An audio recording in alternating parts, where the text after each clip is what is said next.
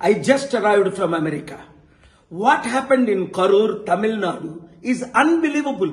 40 people died in a political meeting by an actress, Vijay. He's supposed to come at 12. He came at 7. He's responsible. His organizers taken permission for 10,000 people. More than 1 lakh came. Organizers are responsible. Police also responsible because why they have given permission without proper planning? Number 4, government is responsible. Stalin government. And people are also responsible. Fools. How do you bring children to see an actor? This is very sad situation. In Hyderabad, they gave permission, the court, only for 1,000 people, where 50,000 people can gather on May 24th for our peace meeting.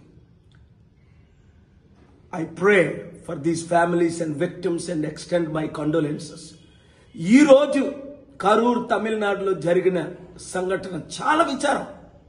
Asalu Vijay ane actor meeting pettadata. 40 మంది చనిపోయారు, ఇంకా అనేక మంది చనిపోతున్నారు. 12 గంటలకు రావాల్సింది ఆయన 7 గంటలకు రావడం ఏంటి? పోలీసులు 10,000 మందికి పర్మిషన్ ఇస్తే అక్కడ 1,00,000 మంది రావడం ఏంటి? బందోబస్తు ఎందుకు చేయలేకపోయారు? ఆర్గనైజ్ చేయనప్పుడు పర్మిషన్ ఇవ్వకూడదు కదా? స్టాలిన్ గవర్నమెంట్ దీనికి ఎలా పర్మిషన్స్ ఇస్తుంది? ప్రాపర్ గా అడ్మినిస్ట్రేషన్, ఆర్గనైజేషన్ లేకుండా బలవుతుంది ప్రజలే. కుటుంబాలు కూడా మూర్ఖులే. తల్లిదండ్రుల మీద కూడా కేసు పెట్టాలి. చిన్న పిల్లల్ని తీసుకొని పొలిటికల్ మీటింగ్లకు వెళ్ళడం ఏంటి? శాసనసభలకు వెళ్ళినట్టు. నేను చెన్నైలో అనేక మీటింగ్లు పెట్టాను. తమిళనాడులో ప్రపంచంలో 2,200 మీటింగ్లు. 5 లక్షల నుంచి 70 లక్షల వచ్చారు. కానీ ఎప్పుడైనా ఒక్కరైనా చనిపోయారా? చాలా విచారం. ఈ కుటుంబాల కొరకు ప్రార్థించండి. పేరెంట్స్ మీరు కూడా జాగ్రత్తగా ఉండండి.